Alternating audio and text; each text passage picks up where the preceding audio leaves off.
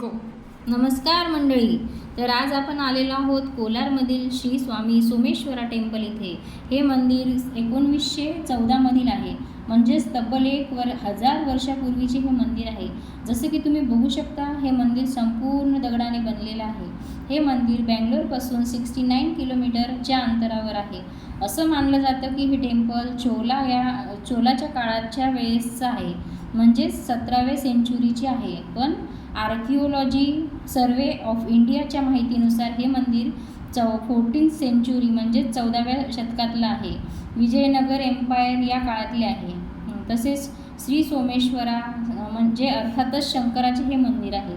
मंदिराचा परिसर बराच मोठा असून इथे आपल्याला शांती, प्रसन्नता, आनंद असे बरेच चांगले भाव येतील.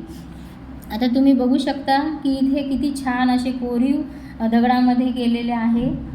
संपूर्ण मंदिर खूप छान सुंदर आहे.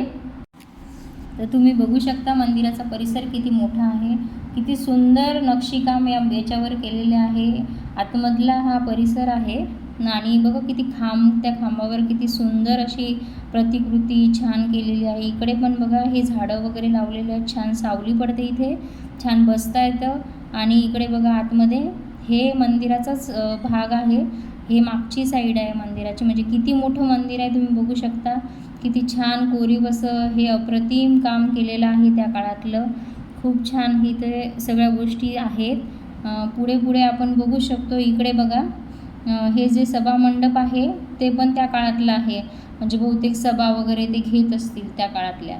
आणि ह्या बघा अशा छानशा खोल्यासारखं काहीतरी केलेलं आहे त्यांनी, रूम्स आहेत त्या. हे देवी पार्वतीचं मंदिर आहे आणि ही बॅक साईड आहे. बघा तुम्ही जवळून बघितलं तर किती कोरीव अशी नक्षी त्याच्यावर दिसते तुम्हाला.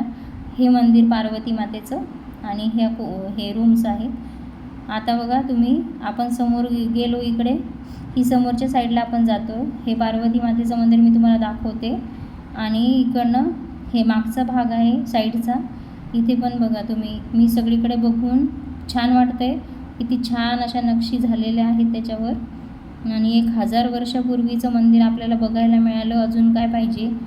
खूप छान वाटतं, अप्रतिम अनुभव आलेला आहे मला. आणि खूप सुंदर आहे. इथे येऊन खरंच असं वाटलं की बरंच झालं आलो आहे आपण. हे पार्वती मातेचं मंदिर बंद आहे दुपारची वेळ असल्यामुळे. आणि हे गार्डनसारखं झाडं वगैरे छान लावलेले आहेत त्यांनी. जिकडे असा कॅमेरा फिरवला तिकडे असं नुसतं कोरीव काम दिसतं तुम्हाला, म्हणजे लक्षात येईल की किती कोरीव हे मंदिर आहे. खूप शांतता वाटते इथे, खूप अप्रतिम अनुभव आलेला आहे. खूप छान असं सुंदर वाटतंय. निसर्गरम्य वातावरणात हे मंदिर आणि खूप छान स्वच्छता पण भरपूर आहे इथे. आणि याची देखभाल आर्किओलॉजी सर्वे ऑफ इंडिया बघत आहे सध्या. आणि छान वाटतं. दुपारचा वेळ झालेला आहे आता. हे पार्वती मातेचं मंदिर, आतमधनं मी फोटो काढला आहे त्याचा. आणि हे आतमधला गाभारा आहे आपला मेन मंदिराचा. इथे पण बघा हे देव आहेत सगळे. याच्या खांबावर पण तुम्ही बघू शकता याच्या मूर्त्या वगैरे अशा कोरलेल्या आहेत, छान काढलेल्या आहेत. हे बघा नंदी इकडून दिसेल तुम्हाला आता. हे नंदी आहेत. आणि हे मेन मंदिराचा गाभारा आहे, म्हणजे बाहेरचा गाभारा जिथं आपण बसतो वगैरे, हे नंदी. आता बघा हे मेन मंदिरातलं शिवलिंग आपल्याला दिसेल.